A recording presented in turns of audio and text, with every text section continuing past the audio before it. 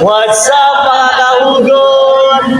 For today's video, isasama ko kayo papunta sa bayan ng Male. At yan na nga, papunta na tayo sa arrival para sumakay po ng pontoon. At yan, ikot-ikot lang tayo habang naghihintay po. At yan guys, wag lang tayong papaikutin ng ibang tao. Hugot! At yan na nga, dumating na ang ating service. Yan na, sasakay na tayo ng dahan-dahan, baka tayo mahulog. O, ipakita ang bida at ipakita ang ating mga kasama dyan. Good morning sa inyo. At yan na nga guys, papunta tayo sa isang island at doon tayo sasakay ng panibagong bangka. Ay, speedboat pala. Syo nga. At yan guys, nakarating na nga tayo sa panibagong island dyan. Lalakad lang tayo papunta doon sa panibagong speedboat na ating sasakyan papunta po sa bayan ng Male. O sige, video mo lang ang pagpasok mo, wag ka lang mahuhulog. Ay nako. Yan ang mga ibang staff na makakasama natin. At yan, bibigyan tayo ng life vest. Siyempre, safety is the number one priority. O, diba? At yan na nga, papakita na naman ng ating bida kung sino ang ating mga makakasama dito sa loob ng speedboat. At yan na nga guys, napakabilis nga talaga ng speedboat. Kaya nga, speed eh.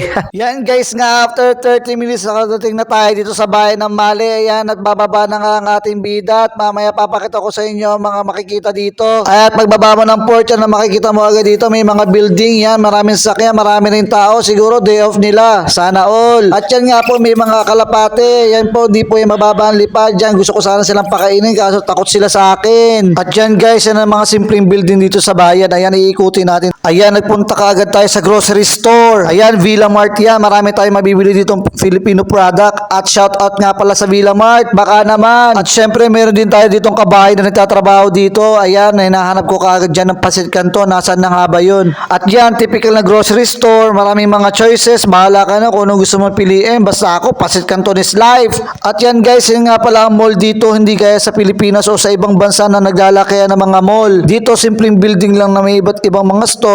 Bahala ka na kung anong mga gusto mo dyan. Pero kompleto din naman sila dito. Yan, meron nga palang KFC, meron din Moske, at napakaraming motor. Guys, trivia nga pala, mas marami nga pala sila motor dito at yun ang ginagamit nilang pang transportation kasi mas less ang traffic. Yan, after grocery at kumain yan, pabalik na ulit tayo sa ating pinanggaliang isla at chinek nila ang pangalan ko, talaga nandyan ang pangalan mo sa mga sasakay sa kanilang speedboat. At yan na nga ang ating bida, pasakay na ulit sa ating speedboat pauwi sa ating isla. At yan, life vest ulit tayo kasi talagang sobrang maalon talaga, lalo na pagpabalik kami sa isla. Diyos ko po. Ayan guys, kung makikita nyo, sobrang bilis talaga ng takbo at sobrang alon, sobrang alon.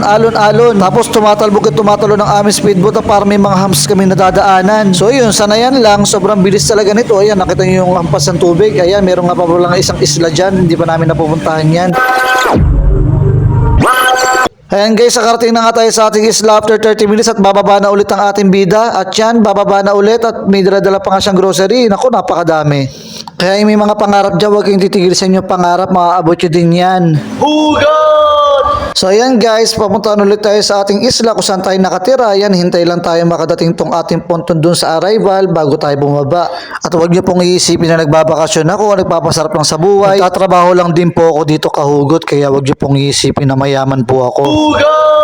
At yan mga kahugot, nakarating na nga tayo. Yan, pupunta na nga tayo at babalik na tayo sa ating bahay kung saan tayo nakatira. At maraming salamat muli sa lahat po ng sumusuporta sa ating mga video. At sana po ay naglalike na at nagpa-follow kayo sa ating page. At don't forget to share po. So we landed safe na po. Maraming salamat mga kahugot. Hanggang sa muli, yan na po ang ating bahay. Salamat mga kahugot!